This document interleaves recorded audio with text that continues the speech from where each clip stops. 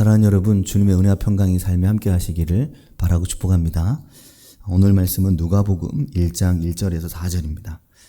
지난 금요일 새벽까지 여호수아서가 끝났습니다. 그리고 이제 누가복음이 시작됐는데 지난 금요일 새벽에는 여호수아서를 박 목사님께서 마무리해 주셨습니다. 제가 지난 목요일 금요일 겨울 영성 휴가라서요.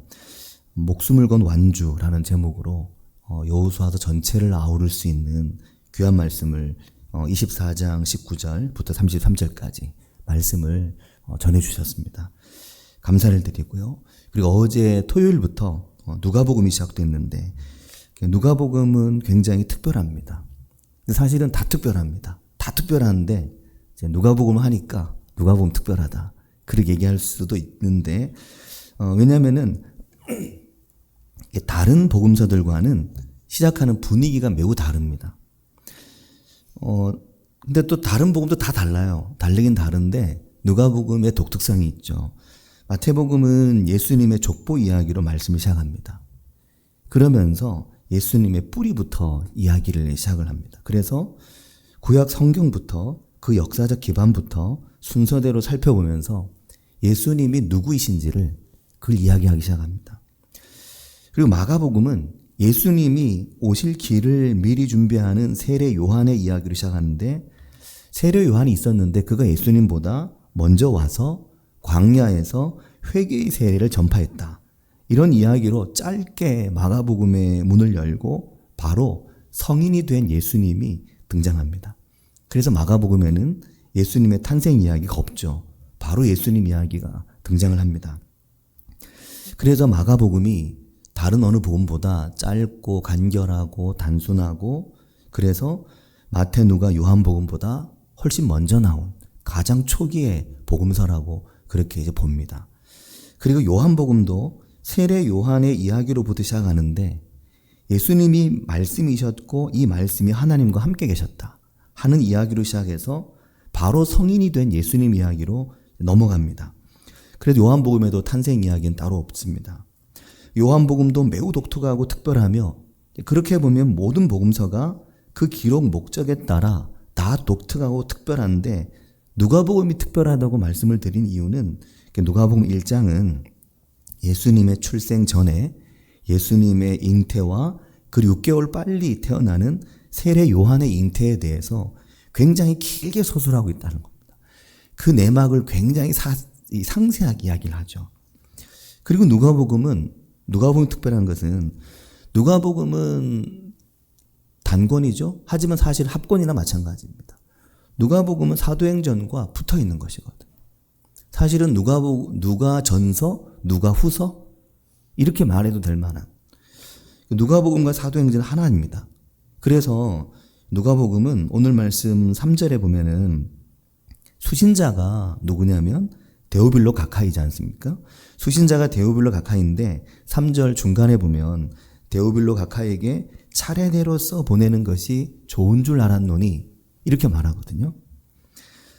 누가복음은 시작하면서 데오빌로 가카이에게 차례대로 써 보내는 게 좋은 줄 알았다. 차례가 지금 있잖아요.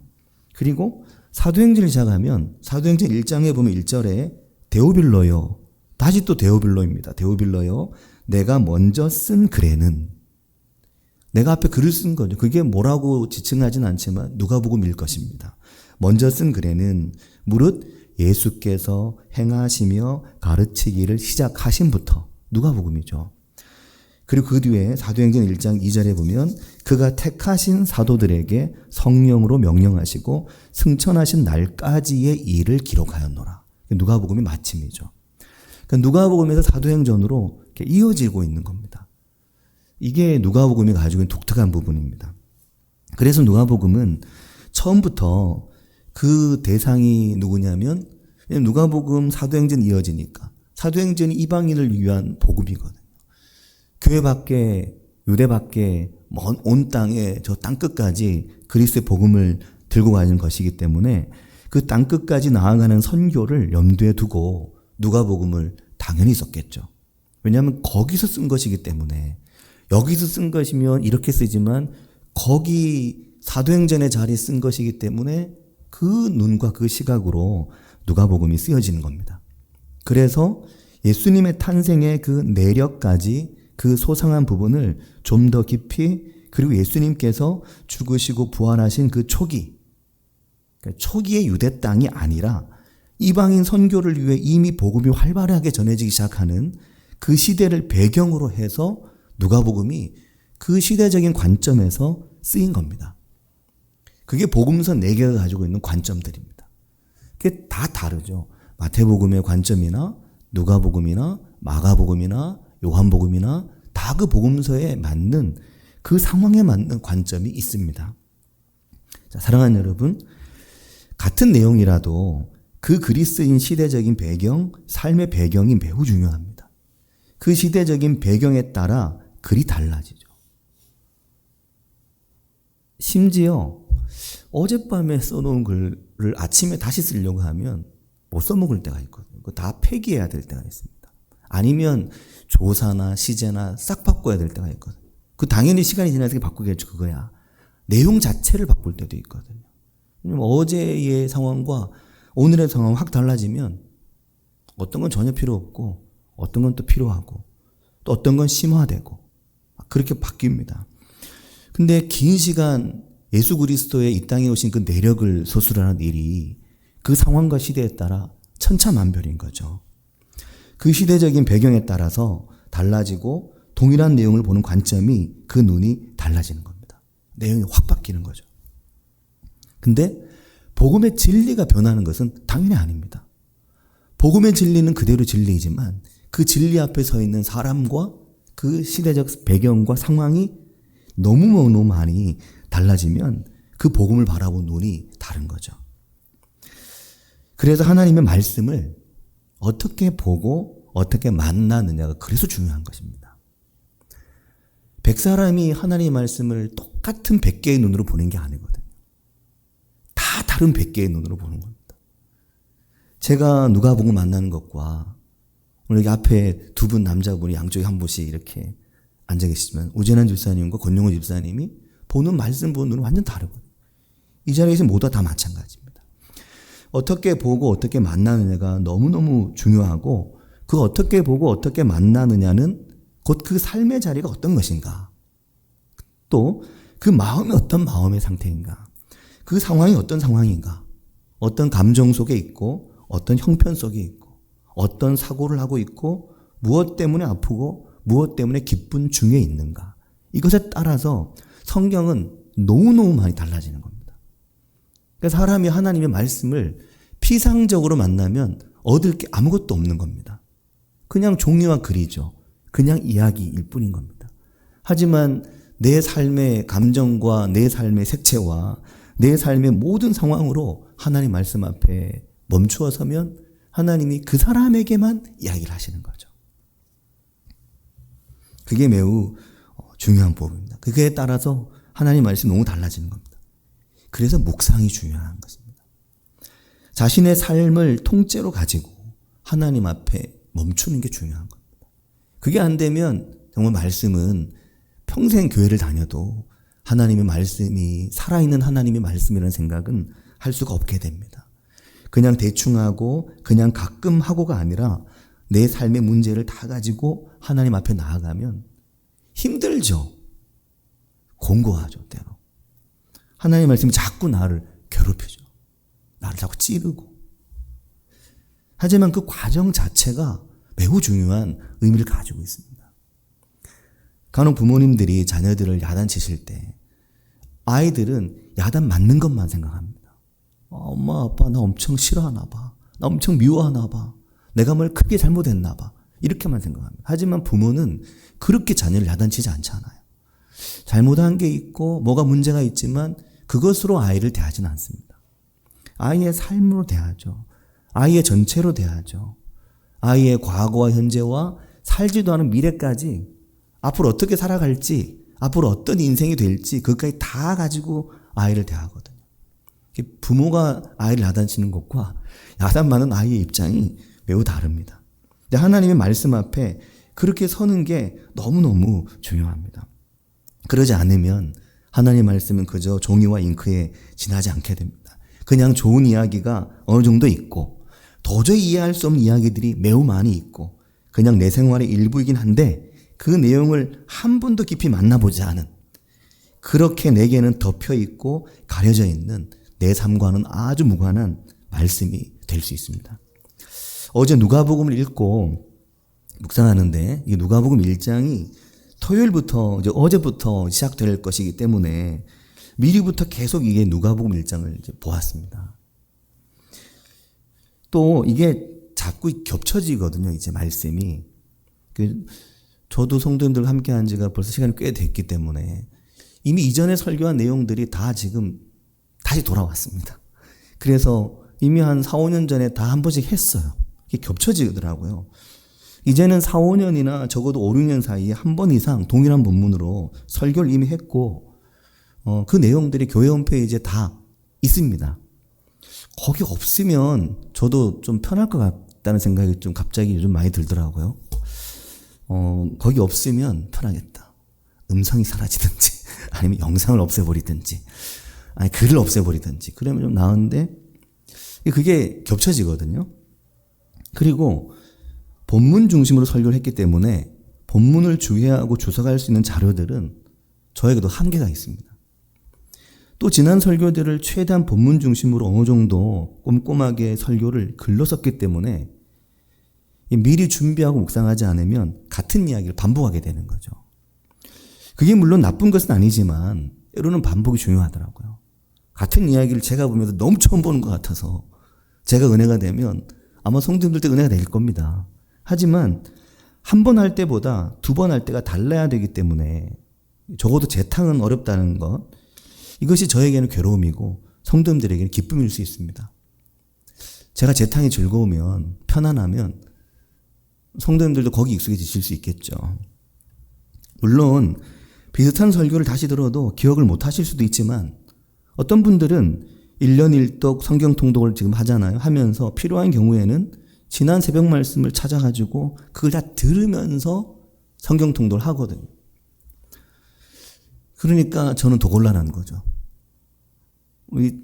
우리가 가는 본문이 이미 정해져 있는데 그걸 4, 5년 전 했던 설교를 다시 한번 듣고 또 와서 앉아 있으시면 제가 매우 곤란해지는 겁니다.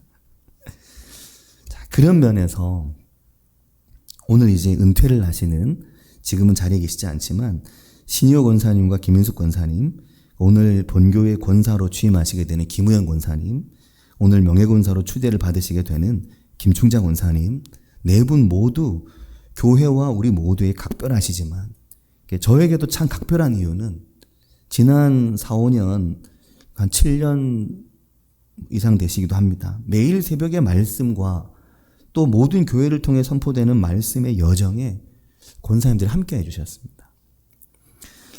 매우 각별하고 고맙죠. 왜냐하면 교회는 말씀이 선포되고 그 말씀의 그늘에서 교회가 또 다른 일들로 움직여지거든요. 그렇게 누군가 그 새벽의 자리에 함께 해주시고 그 새벽의 자리를 권면하고 격려하며 함께 그 사계절이 변화하는 새벽을 보고 그렇게 계절이 돌아오는 한 해, 두 해를 보내면서 성경이 한 바퀴 돌아가는 동안 같이 돌아간 겁니다. 아마도 저는 그렇게 함께 한 바퀴 성경을 돌아갈 창세기부터 요한계시록까지 비록 순서대로는 아니지만 매일 성경이 여기저기를 구약과 신약을 오가기 때문에 그렇게 한 바퀴를 돌아가는 동안 그렇게 매일 새벽마다 함께하는 오늘 은퇴하시고 또 취임하시고 추대를 받으신 권사님들이 계시지 않으셨다면은 아마도 저 같은 경우는 좀 더 쉬운 길을 벌써 찾았을 겁니다. 아, 요거 굉장히 좋다. 쉬운 길 찾았을 거예요. 왜냐하면 저는 왜 제이가 뛰어난 사람이었잖아요.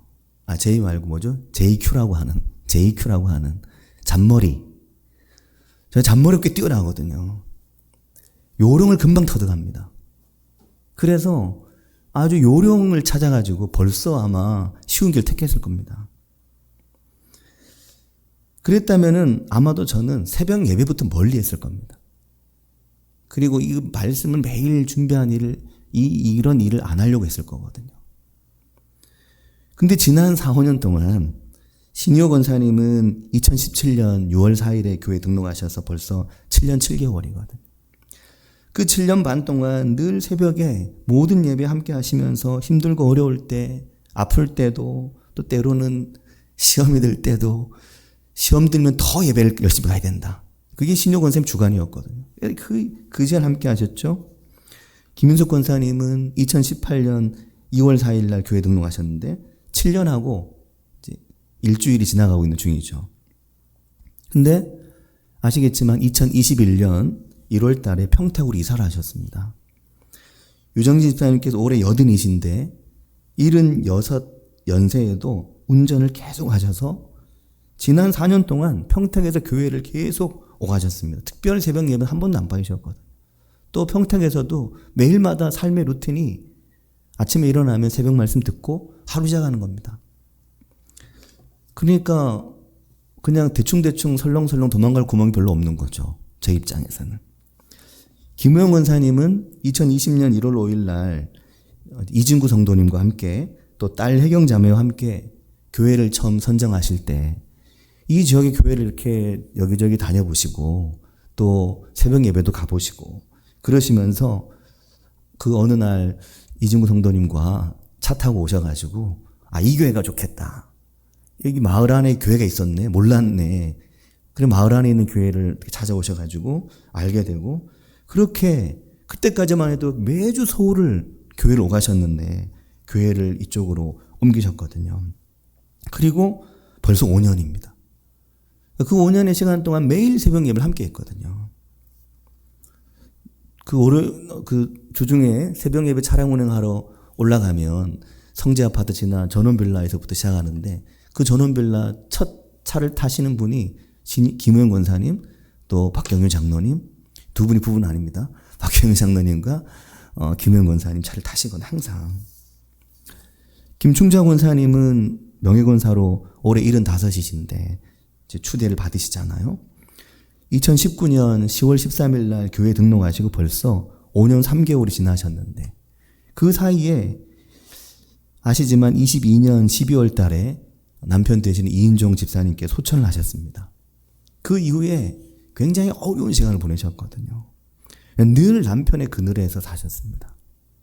남편이 그 준장이셨죠, 육군. 그래서 대외적으로 사회적으로 모든 일을 다 하시고 워낙 꼼꼼하셔서 그냥 그 그늘에서 지내시다가 갑자기 홀로 되시고 예상하지 못했던 일이었습니다. 근데 그 힘든 시간을 새벽 예배를 드리며 말씀과 함께 기도와 함께 이겨내시는 법을 배우셨죠. 왜냐하면 그때 한 달 뒤에 신효 권사님 은퇴하시는 신효 권사님 남편 되시는 조성희 집사님께서 하나님의 부름을 받으셨는데 두 분이 함께 새벽에 의지가 되시고 함께 새벽 예배를 하신 겁니다. 그러니까 그런 우리 권사님들 얼굴 보면 이 새벽에 우리 교회 말씀의 시간을 대략 대충 할 수가 없는 겁니다. 근데 저는 이번 주간에 누가복음 1장이 참 은혜가 되었습니다. 왜냐하면 1장 오늘 1절에 보면 우리 중에 이루어진 사실에 대하여 라고 말씀합니다. 이 사실에 대해서 2절에 보면 처음부터 목격자와 말씀에 일꾼된 자들이 전하여 준 그대로 그렇게 말합니다. 처음부터 목격자들이 있었습니다. 그리고 말씀에 일꾼된 자들, 그들이 있었습니다. 말씀에 배달부들이 있었죠. 말씀의 일꾼들이라고 말하고 있거든. 처음부터 목격자는 사도들과 증인들이었습니다. 예수님을 실제로 보고 목격한 이들이었습니다. 그리고 그 말씀에 충성스러운 일꾼들, 그 하나님의 말씀에 충성스러운 일꾼으로 그 말씀에 충성스러운 배달부의 역할을 한 이들이 있었거든요. 그들이 어떻게 했다고 말합니까? 그들이 전하여 준 것이 있었습니다. 이 말은 뭘 말할까요? 그 충성스러운 말씀의 일꾼들과 처음부터 목격한 목격자들이 없었다면 이걸 누가 전해주냐. 물론 하나님은 누구든 통해서든 전하게 하시겠죠. 아무도 하나님을 찬양하지 않으면 돌들로도 하나님을 찬양하시게 하시니까 누구를 통해서는 전하게 하셨겠죠. 하지만 그 누군가의 역할을 하는 이들이 있었습니다. 전하여 준 그대로 가감하지 않고 어떻게 했다고 말합니까? 전하여 준 그대로 내력을 저술하려고 붓을 든 사람이 많았다는 겁니다. 그 예수 그리스도의 그 내력에 대해서, 그 내력, 그 속 이야기에 대해서 그냥 겉으로 드러난 이야기가 아니라 그 심도 있는 그 내적 이야기에 대해서 이것을 저술하려고, 이걸 써보려고 수많은 글들이 나오고 그렇게 글을 쓴 사람들이 많았다는 겁니다. 대여섯 명을 많았다 하진 않았겠죠. 훨씬 많았습니다. 한둘이 아니었습니다. 그래서 3절에 보면 그 모든 일을 근원부터 자세히 미루어 살핀 나도 거기 한 사람이 된 거죠. 누가도 그 말씀의 배달부의 역할을, 본인도 그 모든 일을 근원부터 자세히 미루어 살핀 바 있는 나도, 누가복음의 저자인 의사 누가죠. 나도 붓을 든 겁니다. 자, 누가는 이 모든 일을 근원부터 자세히 미루어 살핀 후에 데오빌로 가카에게 편지를 쓰고 있는 겁니다. 3절 중간에 보면은 데오빌로 가카에게 차례대로 써보내는 게 좋은 줄 알았다. 막 띄엄띄엄 쓰고 막 쓰지 않았습니다. 차례대로 당신에게 이 모든 내력을 서술한다. 나는 서술한다. 자, 사랑하는 여러분, 그러면 4절에 이는 각하가 알고 있는 바를 더 확실하게 하려 함이라는 겁니다. 당신이 아시는 게 있는데, 들은 이야기들이 있는데 그걸 더 확실하게 하기 위해서 차례대로 이 모든 내력에 대해서 그 모든 증인들과 그 모든 말씀의 일꾼들로부터 전해받은 것을 차례대로 서술해서 당신에게 전달하려고 합니다. 라는 겁니다. 자, 사랑하는 여러분, 데오빌로 한 사람에게 쓴 글인가? 이게 부담스러우신 분이 있으실 수도 있는데 과거 2000년 전엔 다 그렇게 글이 쓰여졌습니다. 지금도 그렇지만 위대한 글들은 누군가 한 독자에게 쓴 글이, 그 글이 온 세상 사람들에게 읽혀지면서 위대한 글이 됩니다. 그 데오빌로 가카에게 서술한 그 내용, 그것이 그로 인해서 가카로부터 인준을 받고 자격을 얻으면 그 글이 그 당시 모든 사람들에게 전해지고 그 글이 그들에게 가치가 되게 되는 겁니다. 그렇게 누가복음이 쓰여졌는데, 근데 여기서 우리가 주목할 바가 있습니다. 그렇게 누가복음을 썼는데 이 글을 쓴 누가의 복음서는 결국 하나님께서 말씀의 일꾼으로서 그 글을 인정해 주셨고 성경의 4개의 복음서 중에 하나가 되게 된 겁니다. 그리고 이 모든 일, 하나님의 아들 예수 그리스도의 이 모든 일에 대해 살펴보고 연구하고 기록한 이 글이 그대로 하나님의 말씀이 되어서 2000년이 지난 지금도 우리에게 전해지고 있는데, 근데 그렇지 않은 글들도 많이 있는 거죠. 이게 뭔 차이냐는 겁니다. 수많은 사람들이 이 내력을 써보려고 붓을 들었는데 그 중에 많은 글들은 사라지고 없어지고 의미 없어졌죠. 하지만 누가가 쓴 이 글이 4개의 복음서 중에 한 권이 돼서 오늘까지 하나님께서 교회의 이 복음서를 전해주신 거죠. 그건 어떤 차이가 있을까 하는 겁니다. 왜 그런가 하는 겁니다. 이번 주간에 이 말씀을 읽으면서 그것에 대해서 누가복음이 이미 말씀을 하고 있다는 생각이 드는 겁니다. 왜냐하면은 그것은 하나님의 역사가 어떻게 이루어지는가 하는 것을 보면 우리가 알 수 있다고 생각되는데, 하나님은 처음에 엘리사벳과 사가랴가 잉태해서 요한을 갖게 됐을 때, 그때 13절 말씀을 보면, 13절 말씀을 한번 찾아서 같이 읽겠습니다. 13절입니다. 천사가 그에게 이르되 사가랴여 무서워하지 말라. 너의 간구함이 들린지라. 내 아내 엘리사벳이 내게 아들을 낳아주리니 그 이름을 요한이라 하라. 아멘. 여기 보면 천사가 사가랴에게 이야기했습니다. 그가 1년 한 번 성전에서 중요한 직무를 감당하고 있을 때 그때 그 사가랴에게 천사가 하시는 말씀이 무서워하지 말라. 너의 간구함이 내게 들렸다. 그러면서 너의 아내 엘리사벳이 너에게 아들을 낳아주리니 그 이름을 요한이라고 하라는 겁니다. 아니 지금 사가랴는 자기 개인 기도하러 성전에 들어간 게 아니거든요. 그는 그 성전에 온 이스라엘을 대신해서, 온 유대를 대신해서 하나님의 성전에 1년 한 번 거기에 들어가서 자기 직무를 수행하고 있는 겁니다. 근데 뜬금없이 하나님께서 갑자기 너의 간구함이 들렸다는 겁니다. 도대체 뭔 간구를 어떻게 했기 때문에 얼마나 대단한 간구를 했기 때문에 온 이스라엘 대신해서 가 있는 그 자리에서 내가 너의 간구를 들었는데 엘리사벳이 내게 아들을 낳아줄 거야. 그 이름을 요한이라고 하라는 겁니다. 그 요한이 그들의 아들이지만 그들의 아들이 아니었거든요. 그들의 아들이지만 하나님의 이 역사의 아들이거든. 하나님의 역사의 사람인 겁니다. 그래서 너희가 아들을 위해 그렇게 기도하고 아이가 없어서 그렇게 부끄럽고 창피한 시간을 보냈지만 그렇게 기도하면서 간구하면서 너의 직무를 충실히 수행한 너에게 내가 아들을 주겠다는 거죠. 그 아들은 너를 위한 게 아니고 너희 부부를 위한 게 아니라 하나님의 역사를 위한 아들이었던 겁니다. 세례 요한이죠. 성경을 보면 처음엔 잘 안 보이는데 이게 자꾸 보다 보면 되게 독특한 게 있습니다. 아니 예수님 이야기 왜 요한 자꾸 이렇게 강조하지? 왜 요한 이야기가 왜 앞에 이렇게 걸리적거리나 이 생각이 들 정도거든요. 요한 이야기가 너무 비중이 큽니다. 요한에 대한 당대 사람들의 비중은 더 컸습니다. 우리보다. 우리는 그냥 이미 예수님이 우리에게 중요하니까 요한을 격가지로 보지만 당대의 사람들은 세례 요한이 너무 커가지고 예수님과 세례 요한이 헷갈릴 정도였기 때문이니까요. 그렇게 하나님의 역사에 선지자가 끊어진 그 오랜 선지자가 끊어진 시대에 하나님의 역사가 침묵하는 시대에 하나님께서 요한을 통해 하나님의 역사를 다시 이야기를 하기 시작하시는 겁니다. 그걸 말씀하고 있는 겁니다. 그런데 거기에 뭐가 있냐면 너의 간구함이 있는 거죠. 뭘 할 수 있습니까? 간구함이 없이, 기도함이 없이, 하나님 앞에 간절한 구함이 없이 그 어떤 내력을 저술하고 그 어떤 글을 쓰더라도 그건 다 백해무익한 일이 될 수 있다 하는 걸 말하는 겁니다. 뭐 수없이 많이 설교하고 수없이 많이 뭔 글을 쓰고 수없이 많이 뭔가를 보내고 뭔가를 해도 그 속에 하나님께 간구하는 기도가 없지 또 기도로 함께하는 그 기도가 없이는 그게 다 허사일 수 있는 겁니다.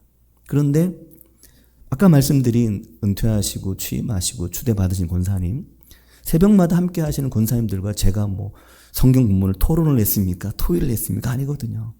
저는 말씀을 전하고 권사님들은 늘 함께 하셨는데 하지만 그 시간 동안 그 말씀을 전한 일을 제가 대충 할 수 없도록 저를 위해 기도해 주시고 또 함께 하고 그러면서 그렇게 새벽마다 기도해 준 그 기도가 쉬운 길 찾고 편한 길 찾을 수 있는 목회자를 자꾸만 제자리로 끌어다가 놓을 수 있는 은혜가 됐죠.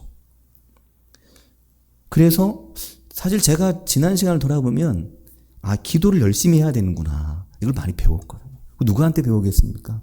같이 예배드리면서 보고 배우는 거죠. 권사님들에게. 그리고 중요한 게 있습니다. 20절 보면 20절을 같이 한번 읽겠습니다. 보라 이 일이 되는 날까지 내가 말 못하는 자가 되어 능히 말을 못하리니 이는 내가 내 말을 믿지 아니하거니와 때가 이르면 내 말이 이루어지리라 하더라. 아멘. 자, 여기 중요한 부분이 있습니다. 사실은 성전에서 본 그 놀라운 일을 세례와에 나가서 빨리 말해야 되잖아요. 사람들은 막 설명해야 되잖아요. 우와 하나님이 큰일 난 가신다. 이거 우리 집에 아들 주신다는데 그냥 아들이 아니고 막 온 세상을 위한 아들이다. 기가 막힌 애가 태어날 거다. 막 얘기해야 되잖아요. 이거를. 근데 하나님 그 입을 확 닫아버리게 하셨어요. 말 못하도록. 한마디 못하도록. 입을 그냥 막아버렸어요. 말하지 마라. 침묵해라. 어떤 설명도 필요 없다. 네가 굳이 설명하지 않아도 된다. 네가 굳이 말하지 않아도 된다. 네가 굳이 이러쿵저러쿵 막 얘기하면서 그 얘기하지 않아도 된다. 왜 그럴까요? 내가 다 말할 게가 아닙니다. 하나님의 역사는 우리의 입이 아니라도 우리가 말하지 않아도 우리가 설명하지 않아도 우리가 표현하지 않아도 하나님의 역사는 우리가 기도하면 우리가 간구하면 하나님의 말씀 붙들고 하나님 앞에 서면 하나님께서 하나님의 역사를 이루어 가시고 나타내시고 풀어 가신다는 것을 말씀하는 겁니다. 너는 입 닫아라. 내가 오늘 너에게 말한 것이 너의 삶의 현실로 나타날 때까지 그냥 아무 말 안 해도 돼. 하지만 이 모든 일이 나타나게 되면 그때 너의 입이 열리고 네가 말을 하게 될 거다. 그 말씀 하시는 겁니다. 사랑하는 여러분, 이 말씀 은혜가 삶에 함께 하시기를 바라고 축복합니다. 우리가 하나님의 말씀과 함께하고 또 하나님의 말씀을 더 깊이 알아가는 일이 또 우리가 삶에서 그 말씀을 붙들고 기도하며 하나님을 붙들고 살아가는 일이 단지 우리의 말이나 우리의 인식이나 우리의 생각을 훨씬 넘어서는 하나님의 역사가 우리의 삶에 나타나는 그 날을 바라보며 간구하고 또 하나님 앞에 묵묵히 나아가는 그런 은혜가 우리 가운데 있길 바라고 축복합니다. 같이 기도하겠습니다.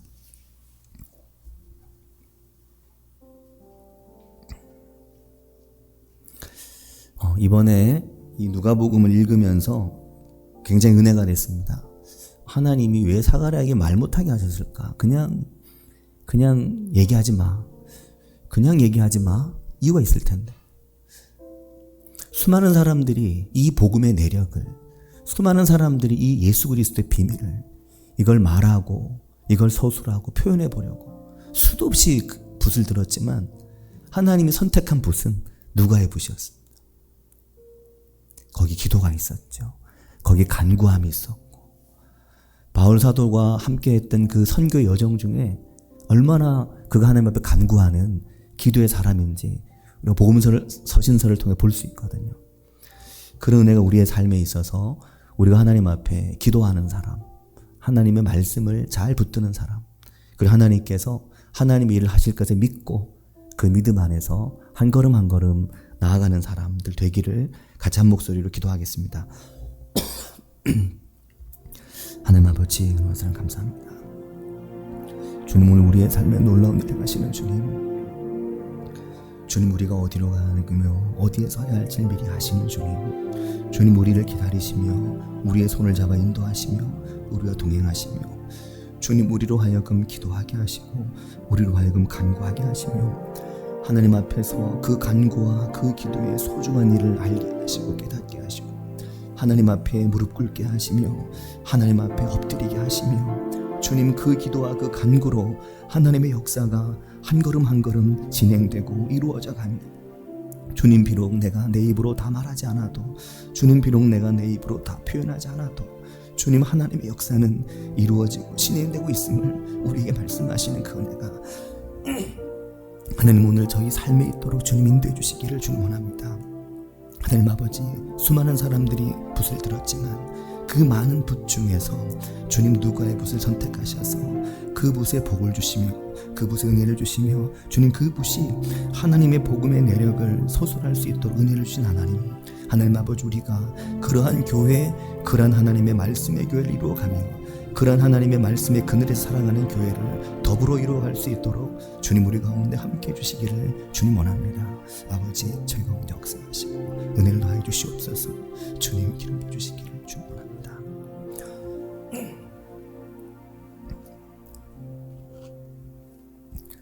하나님 아버지, 은혜와 사랑을 감사드립니다. 저희 인생이라는 종이 위에 하나님의 역사를 쓰시고 기록하시고 또 하나님의 그 역사를 우리는 알지도 못하던 시간에서부터 우리는 경험하지 못한 다가올 시간까지 쓰시며 서술하시며 말씀하신 하나님, 그 하나님을 오늘 말씀을 통해서 보게 됩니다. 하나님 아버지, 우리가 다 말할 수 없고 다 설명할 수 없고 다 표현할 수 없지만 우리 인생을 통해 말씀하시며 우리 인생에 은혜를 주시며 우리 인생에 은혜를 주신 이유는 너희로 하여금 간구하게 하시고 하나님의 말씀을 붙들고 그 말씀 앞에 서게 하셔서 그 말씀의 길 가운데 한 걸음씩 나아가려고, 순종하려고, 그 말씀을 붙들려고 내 마음이나 내 마음의 바람이나 그 모든 것들보다 하나님의 뜻이 더 존귀하시기에 그 하나님의 뜻을 붙들려고 때로는 내 마음을 멈추고 때로는 내 마음의 소리를 멈추며 때로는 내 마음을 하나님 앞에 꺾으며 하나님 앞에 엎드려 하나님을 붙들고 한 걸음 한 걸음 나아가는 그 간절한 기도와 그 간구로 하나님 아버지, 저희들의 인생을 가득 채워주셔서 저희들의 인생이 하나님께 주시는 그 은혜와 우리의 침묵 속에도 하나님의 역사는 이어져고 나타나심을 보여주시는 하나님의 큰 은혜가 나타나는 인생이 저희들이 될 수 있도록 인도해 주시길 주님 원합니다. 하나님 아버지, 때로 저희들 중에 삶에서 억울함이나 삶에서 아픔이나 삶에서 너무너무 지쳐있는 인생의 곤고한 길에서 주님, 하나님의 도우심을 간절히 갈망한 이들이 있습니까? 내 삶을 설명할 수도 없고, 내 삶을 말할 수도 없고, 내 삶을 이해받지도 못했고, 내 삶을 누군가에게 내 삶을 위로받지도 못했고, 그래 참으로 지쳐 있으나 어떤 것으로도 위로를 받을 수 없을 때 하나님 아버지, 엘리사벳과 사가랴를 통해 하시는 하나님의 말씀, 이 누가복음의 말씀이 저희들에게 위로가 되게 하시기를 주님 원합니다. 예수님의 이름으로 기도합니다. 아멘.